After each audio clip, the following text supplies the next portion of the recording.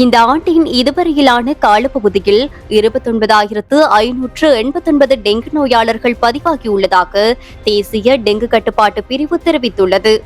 அதன் சமூக மருத்துவ நிபுணர் பிரஷீலா சமரவீர குறிப்பிடுகையில் 2026 மே மாதம் 18ஆம் தேதி வரையிலான தரவுகளின்படி 15 டெங்கு மரணங்கள் பதிவாகியுள்ளதாக தெரிவித்துள்ளார். அதிக ஆபத்துள்ள 39 சுகாதார மருத்துவ அதிகாரி பிரிவுகளை நாங்கள் அடையாளம் கண்டுள்ளோம். இதற்கு மேலதிகமாக மேல் மாகாணத்திலேயே அதிகளவான நோயாளர்கள் பதிவாகியுள்ளனர். அதற்கு அடுத்தபடியாக தெற்கு மற்றும் சப்ரகமுவ மாகாணங்கள் காணப்படுகின்றன. மாவட்ட ரீதியாக பார்த்தால் 25 மாவட்டங்களில் டெங்கு நோயாளர்கள் பதிவாகி வருகின்றனர்.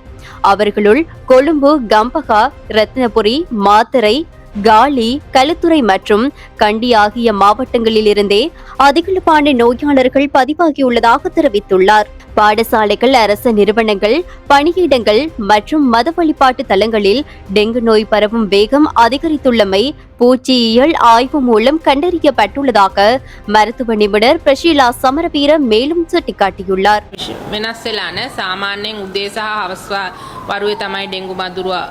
දෂ්ට කරන්නේ නමුත් යම්කිසි ඩෙන්ගු මදුරුවෙක් ගෙයි ඇතුළට ආවොත් උදේ වෙලාවේ ඕන වෙලාවක දෂ්ට කරන්න පුළුවන්. ඉතින් එහෙම නැතුව ඔකේ කාලය වෙනස් වෙලා නැහැ.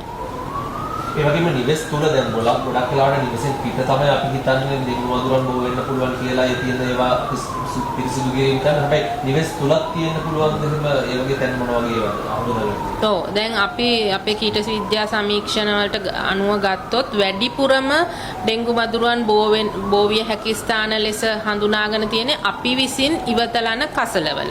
විශේෂයෙන්ම පොල් කටු, ටින්, බෙලෙක්, නැවත පාවිච්චියට ගන්න පුළුවන් බාල්දි, ඉටිකොල, විල්බැරෝ ඒ වගේ නිවස එළියේ තියෙන දේවල්. ඊට පස්සේ නිවස ඇතුලේ ගත්තොත් පූසන්ට බල්ලන්ට වතුර දෙන භාජන, ඊළඟට ශීතකරණයේ පිටිපස්ස තැටිය, පාවිච්චි නොකරන ලද වැසිකිලි, ඊට පස්සේ ගෙදර සිංක් එකක් ලීක් වෙනවා නම් හෝ වැහි වතුර ලීක් වෙනවා නම් ඒ තැනකට තියලා තියෙන භාජනයක් ඒක අපි සතියක් විතර බලන්න නැතුව තිබුණොත් එතන මදුරුව බෝ වෙන්න පුළුවන් මෙවැනි තැන්. ඉතින් නිවසේ එළිය විතරක් නෙවෙයි නිවස ඇතුළෙත් ඩෙන්ගු මදුරුවන් බෝ විය හැකි ස්ථාන තියෙනවා.